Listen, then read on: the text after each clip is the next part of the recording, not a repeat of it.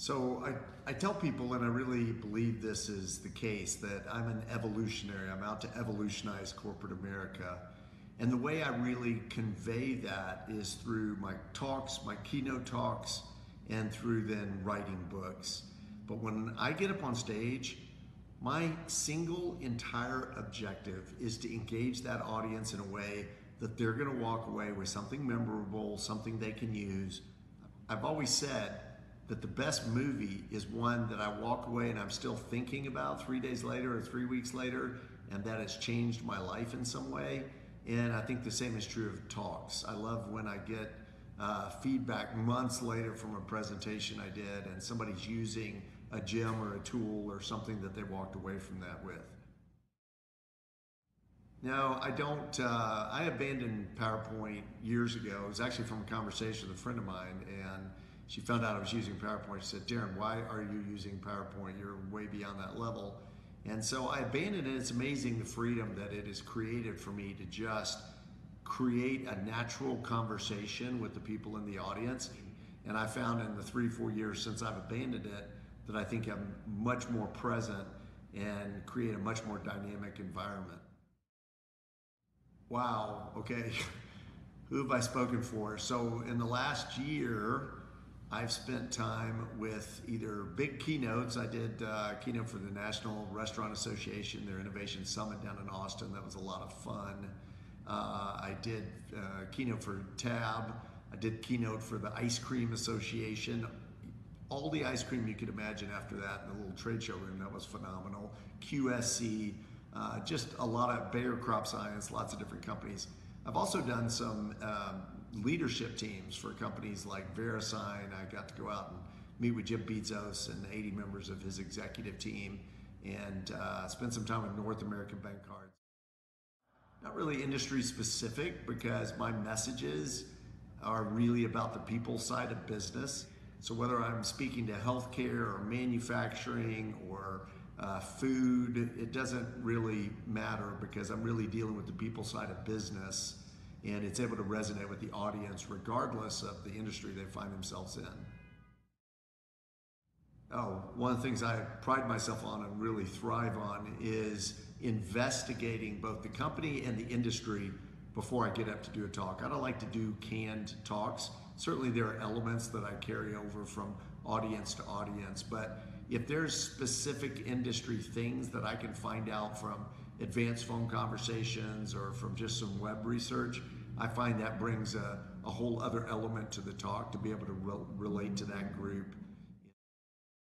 Absolutely the biggest mistake I see speakers making is not connecting with the audience. I've seen so many speakers and some even really good ones where it looks like they are talking at the audience instead of with them.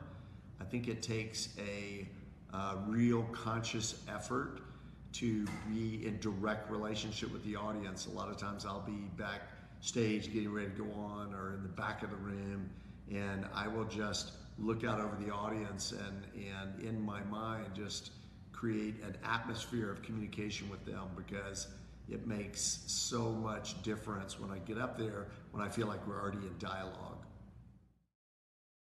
One of the things I like to do is get there early. I'm not a big fly in, fly out guy. Sometimes they're just constraints and calendars don't permit. But if I can come in even the night before, go to the cocktail hour, spend some time with the people, I find it makes the talk so much more dynamic. And then to be able to hang around afterwards and talk to people about their questions or engage with them. To me, I like to provide a lot of value outside of just the talk so that it's not just a 1 hour deal, but it really morphs into something even more significant. I've hung out with so many meeting planners in the last 7+ years from just my interactions with Elite Meetings Alliance and then CVent and hoping to add smart meetings to that for great things about their meetings. But I love connecting with meeting planners because, well, first of all, they are one of the hardest working groups in show business. They rank number 5 in terms of most difficult jobs. But I've gotten to hang out with them in environments where we can let our hair down and it's not a formal conversation about me doing some speaking. We're just at an event. And these are some really genuine people who take their their job very seriously and are very passionate about getting things right and about really delivering to their audience.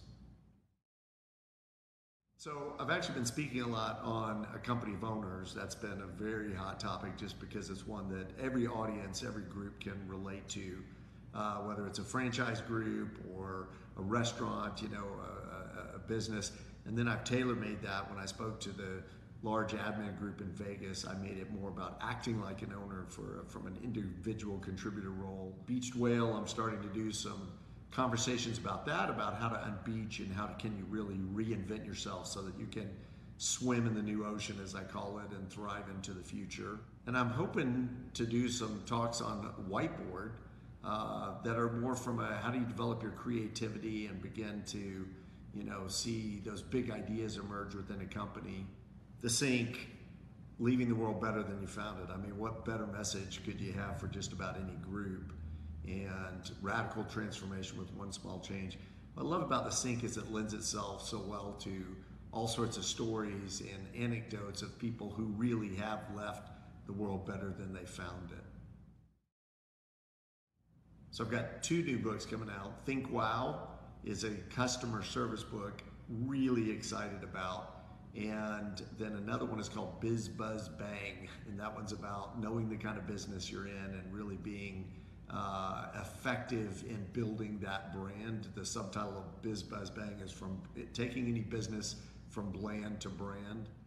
I'm also writing a sales book based on some of the sales training I've done for people like Cobalt and Praxair and a bunch of other companies. And that book is loosely titled From Salesperson to Trusted Advisor. And that one's really more on the people side. How do you show up and how do you get out of that transactional sales mode into a really powerful sales relationship where it is rooted in they're coming to you versus the other way around. You're not trying to sell something, but they really view you as a friend and a solution provider in such a manner that they're really seeking you out. The Power of Influence has been a really powerful training that I've been doing. I've done it for one of the big 4 accounting firms the last 6 years, going on 6 years for all of their yearly training. I've done it for companies like Southwest Airlines and Holly Frontier, a lot of different companies. And it's a combination of a model, a social styles model that's been around for 40 plus years, best thing I've ever seen. And then a lot of my own material. I also have some spin-offs of that where I talk about how to gain instant rapport with anybody, anywhere, and really just those ideas about how do you communicate so that you can establish a really quick relationship in a powerful way, and to make those conversations meaningful so that you're reducing the tension interpersonally so that you can really get down to the business that you're both trying to conduct. My favorite thing about speaking, this is going to sound a little cheesy, but it truly is the audience. There's something so dynamic about being able to light up that crowd and get them laughing, get them crying, get them thinking, get them interacting with each other, and just to see the wheels turning as they are walking away with ideas that they're going to be able to use for the rest of their life. There's no more rewarding experience than to have that kind of impact in somebody's life and to be impacted in turn by it. Yeah, people ask me all the time if I'm a motivational speaker, and I'm not ever really sure how to answer that because I get what people mean, and I generally say something like, well, I hope what I say motivates, but I think there's a big difference between really content-rich presenting, where you are dealing with models and events and stories and things that are going to be transformational.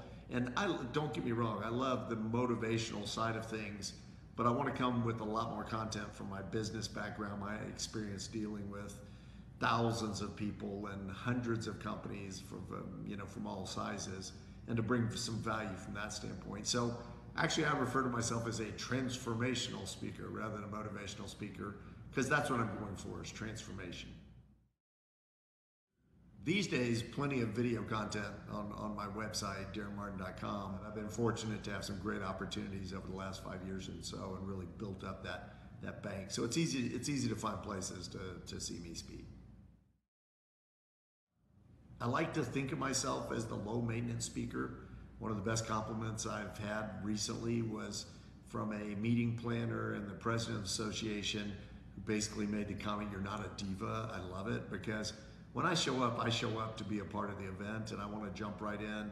And the last thing in the world I want to do is make it more difficult for the promoters or the organizers. They've got enough stuff going on, and if they're having to manage a bunch of stuff with me, then that just is frustrating for everybody. So I try to get there and contribute and play my role and do my role in a way that everybody walks away feeling really good about it. One of the things that I thrive on is I want meeting planners to shine, taking a big risk, bringing me in, especially with some of them if it's sight unseen. And I know it's important for them and it's important for their company that they really just jack it out of the ballpark. So when I'm able to do that for them, that makes me very, very happy, and them happy as well. There's nothing better than a great story, and I love when I speak to use very visual. I'll get people up on stage, I'll go out and walk into the audience. I like to use activities and things that become markers for them, some new stuff, some fresh stuff that they've never seen before, and that really illustrate the point, because anybody can get up there and teach points. As I always say, you're not teaching points, you're teaching people. So if it's not having an impact, it's not memorable, then it's not likely going to have much value for the participants. That's why I love stories so much, because stories have a sneaky little way of weaving around behind all of our predispositions and thoughts and teaching us something new, packaged in this beautiful little tale about whatever it may be, but in a way, whether it's an inspirational story or a joke or something, it just really has a powerful way of being accepted into people's minds and hearts, because it's a story and we were made for stories. So speaking of meeting planners, cheers. You guys deserve it. You bust your tails. Top 5 all-time toughest jobs.